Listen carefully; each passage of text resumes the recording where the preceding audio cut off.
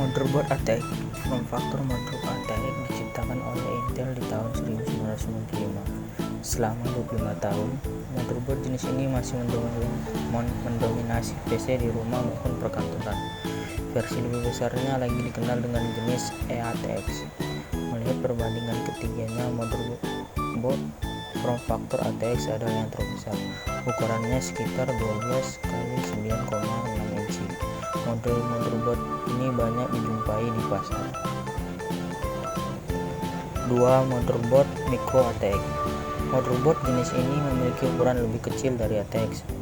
Ukuran motherboard micro ATX adalah 9,6 x 9,6 inci. Sama seperti motherboard ATX, jumlah port atau slot untuk berbagai komponen masih sangat banyak. Jumlah port yang banyak memungkinkan PC yang menggunakan memiliki spesifikasi lebih tinggi. Bagi yang menginginkan PC dengan ukuran ringkas bisa mengandalkan motherboard micro ATX.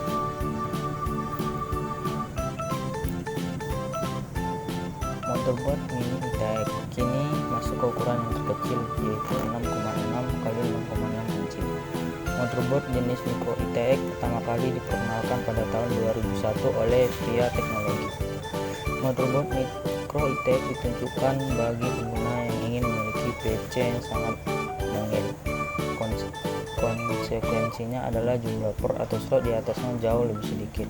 Setelah mengetahui perbedaan ketiganya, harus diingat bahwa komponen yang terpasang harus disesuaikan antara ukuran motherboard dan chassis PC yang digunakan. Misalnya ukuran kartu grafis untuk motherboard micro ATX atau mini ATX bisa mengandalkan perangkat versi mini. Jumlah slot RAM di motherboard mini ATX biasanya hanya tersedia 2 buah, sementara di form factor lebih besar jumlahnya bisa 4. Jenis-jenis RAM pada PC. Jenis RAM pada PC terdapat dua, yaitu Random Access Memory atau RAM dan Read Only Memory atau ROM. RAM dan ROM adalah sistem memori di komputer. Keduanya punya cara kerja dan fungsi berbeda, meski berstatus sama sebagai penyimpan data. RAM dapat menyimpan data tanpa harus menggunakan daya lantaran terhubung dengan program sistem komputer. Namun RAM sering disebut dengan memori jangka pendek, sebab setelah kehilangan daya, semua data akan menghilang. Untuk menjalankan sistem operasi, ada batas minimum dalam penggunaan RAM, seperti 1 GB, 2 GB, 4 GB, dan lain sebagainya. RAM terbagi menjadi dua jenis, yaitu DRAM dan SRAM. Sementara ROM memiliki kemampuan untuk menyimpan data secara permanen. Ketika komputer daya mati, ROM tidak akan kehilangan datanya, lantaran dijalankan dan ditopang oleh baterai kecil yang terpasang pada komputer. Terkait tugas ROM, punya fungsi utama untuk input/output data, serta memegang kendali atas program perangkat lunak. Biasanya, ROM berbentuk chip terletak di motherboard dan papan sirkuit. Tujuannya untuk mengatur input dan output dari sistem manajemen data dasar serta membaca dan menulis ke perangkat. ROM menyediakan instruksi yang diperlukan tentang cara perangkat saling terhubung dengan komputer lain. ROM biasanya digunakan sebagai firmware. Firmware adalah sekumpulan program yang ditanam ke dalam mekanisme perangkat keras komputer. ROM umum dijumpai di antara media penyimpanan optik seperti CD-ROM, CDR, dan CDRW. Jenis-jenis VGA pada komputer. VGA atau Video Graphic Adapter merupakan komponen komputer yang berfungsi sebagai display. Kualitas kejernihan, kecerahan, dan piksel tergantung dari jenis VGA yang digunakan oleh komputer dan laptop. Dalam perkembangan teknologi sekarang ini, VGA dibagi menjadi dua, yaitu VGA onboard dan VGA outboard. VGA onboard yaitu VGA yang hardware atau perangkat kerasnya jadi satu atau integrated dalam motherboard. Sekarang ini banyak merek yang diintegrasikan dengan motherboard seperti Intel, Nvidia, ATI, SIS, dan sebagainya. VGA outboard yaitu VGA yang hardware atau perangkat kerasnya berdiri sendiri terlepas dari motherboard. Saat ini VGA outboard menggunakan slot PCI Express yang sebelumnya menggunakan slot PCI atau AGP.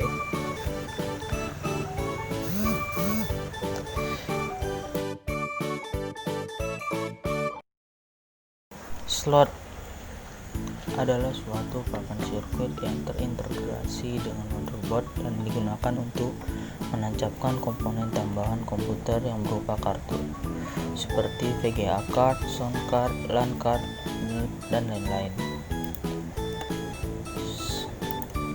Slot pada motherboard terdiri dari 4.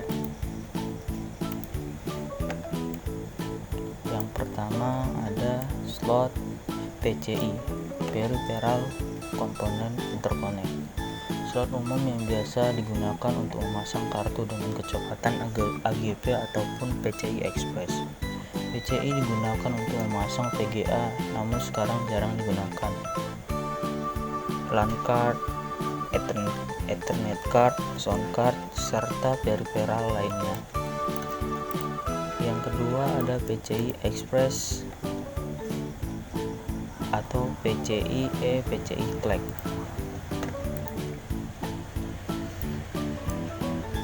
Digunakan untuk memasang peripheral lainnya selain VGA dengan kecepatan 250 MB per second.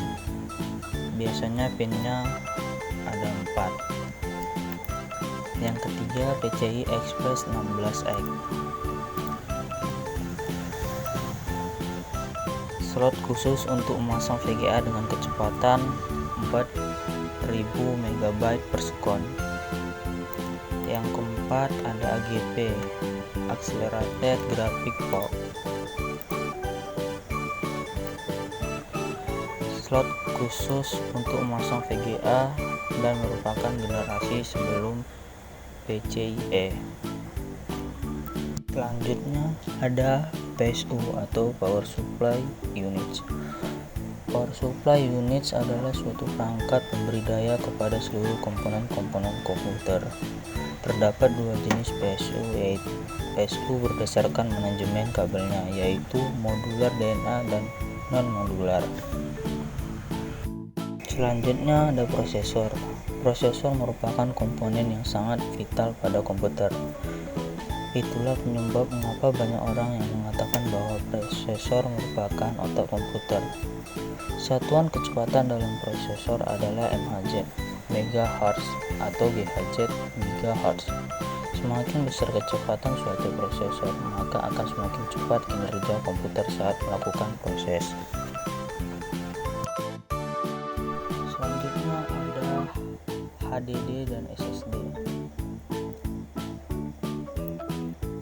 SSD atau Solid State Drive. Solid State Drive merupakan media penyimpanan berbasis sirkuit yang tersusun atas beberapa chip memori yang saling terintegrasi tanpa adanya piringan cakram.